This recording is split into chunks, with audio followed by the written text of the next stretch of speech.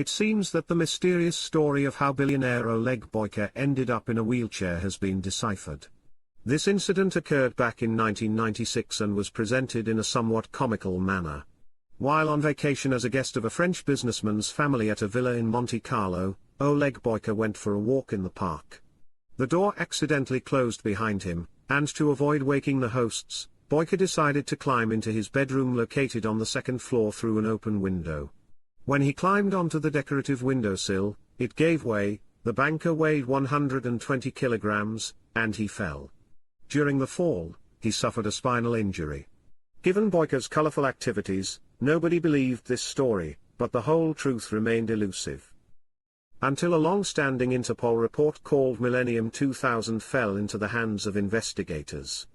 It includes intelligence information, reports from various national bureaus, wiretapping materials, and surveillance records regarding individuals of Russian origin, primarily associated with the Solntsevskaya criminal group, and individuals connected to them, including numerous prominent businessmen, both former and current government officials. One chapter is dedicated to a list of established and potential victims of the Solntsevskaya group that Interpol had gathered information on, and at the forefront of this list is Oleg Boyko. Here is an excerpt from the report. According to available information, one of the leaders of the Solntsevskaya criminal group confidentially informed others in Budapest, Hungary, that in June 1996, he planned to send members of the group to London to deal with Moscow financier Oleg Boyko. According to the information received, Boyko was involved in large-scale fraud related to his credit bank, referring to the National Credit Bank, and had acquired a $10 million building in London. The leader of the Solntsevskaya group intended to take a portion of Boyko's income. Let's briefly explain the history here. Oleg Boyko and the Solntsevskaya group, according to sources, were close partners in the 1990s. Here is an excerpt from one of the reports about their relationship. Oleg Boyko maintains close ties with representatives of the Solntsevskaya criminal group. Significantly, members of this criminal group work in the security service of National Credit Bank and other structures within the Olby conglomerate, including our Olby diplomat based at the NPO Vizlet territory in Solntsevo.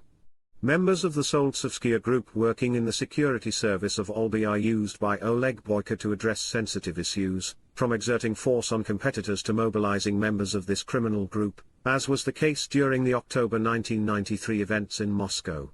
During this period, Oleg Boyko actively used Ivan Bizon, Alexander Kim, and Vladimir Medvednikov, who were well known in the Solntsevskaya group, for assembling combat squads from members of the Solntsevskaya group, who were used to protect Olby's commercial structures.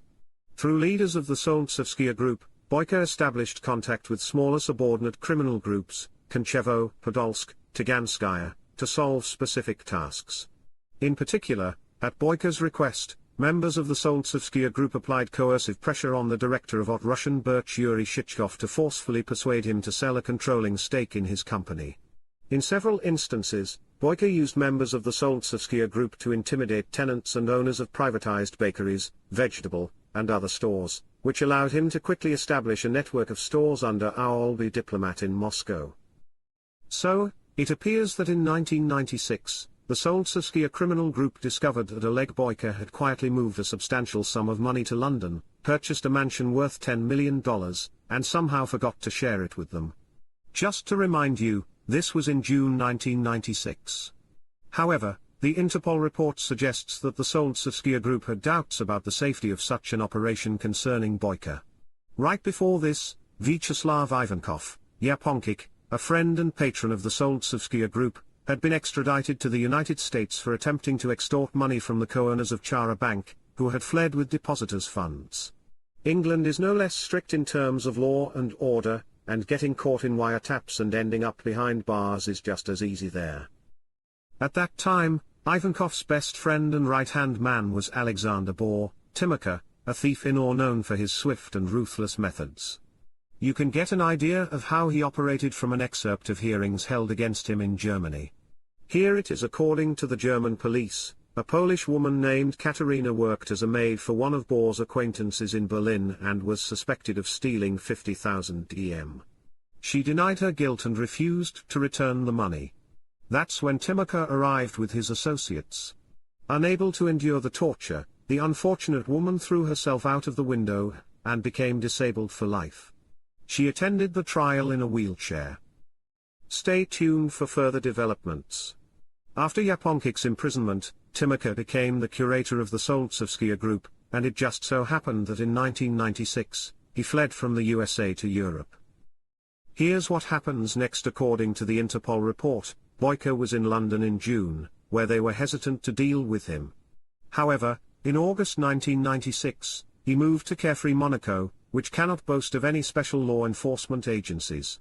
According to the Interpol report, the Solntsevskaya group even had a headquarters in Monaco at 7th Avenue des Papelins, 98,000 Monaco. And it is precisely at this moment that someone visits Oleg Boyko, and the conversation ends just like in the case of the unfortunate German citizen Katerina. The businessman takes a leap out of the window, and is confined to a wheelchair for life. It seems that there is no mention of any windowsill in this story.